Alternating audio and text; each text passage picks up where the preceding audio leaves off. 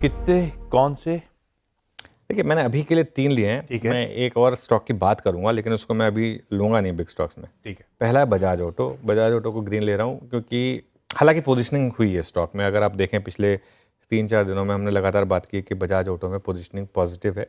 अगर आप इसका इनफैक्ट एक महीने का चार्ट लेकर आएंगे बजाज ऑटो का तो कुछ हद तक ये प्राइस में है। और ऐसा भी नहीं कि नंबर्स कोई बहुत वाव हैं, तो ये मतलब ठीक है, लेकिन ग्रीन इसलिए लिया क्योंकि स्टडी नंबर है और अच्छी स्पेस में है। 2 व्हीलर स्पेस अच्छा कर रही है, मॉनसून अच्छा रहेगा तो। लेकिन आज चेयर मत करिए, आज मुझे लग रहा है कि थोड़ी हायर लेवल पे प्रॉफिट बुकिंग आ सकती है, लेकिन नंबर अच्छे हैं इसके लिए इसको मैंने ग्रीन पर लिया है। देखिए 2451 का EBITDA, 2406 का अनुमान था, 20.2 पर मार्जिन है, 20.1 का अनुमान था, 12,150 पर रेवेन्यू है, 12,000 का अनुमान था। तो कोई ऐसा नहीं है कि कोई बहुत ज़्यादा एकदम वाव फैक्टर के साथ बीट किया है और पोजीशनिंग बहुत ख़राब है। तो ये कोई 10% चल जाएगा ऐसा नहीं होना चाहिए।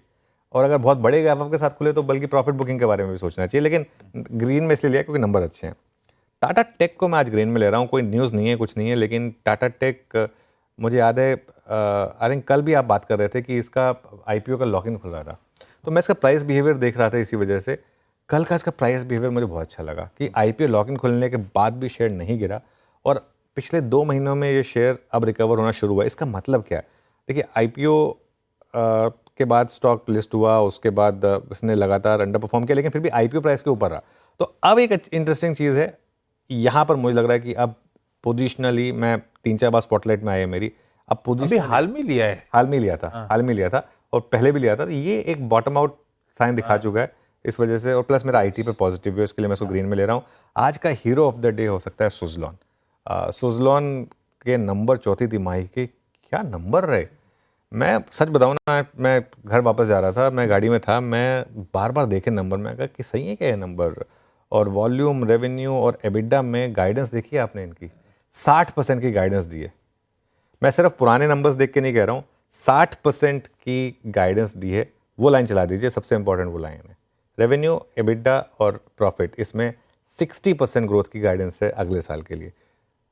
ये स्टॉक एक मल्टी बैगर रहा है। अगर आपने अच्छा, ये स्टॉक एक केस स्टडी है उन लोगों के लिए जो कहते हैं ना कि time in the market is more important than timing the market. In case of Suzlon timing was the only issue. ये 2 साल का चार्ट है, 500% ऊपर दिखाएगा। इसी का अगर आप इसको 5 साल का या 10 साल का चार्ट देखेंगे तो समझ में आएगा। ये 5 साल का चार्ट है, 5 साल में करीब करीब 21 गुना चला ये स्टॉक। 10 साल का हमारे पास होगा नहीं। जो 10 साल से होल्ड कर रहे हैं ना, वो अभी भी 60-70% के लॉस पे बैठे होंगे। तो डिपेंड करता है कि आप कहाँ ले रहे हैं स्टॉक्स को, टर्न अराउंड स्टोरीज को। खैर ये आज का हीरो ऑफ द डे हो सकता है।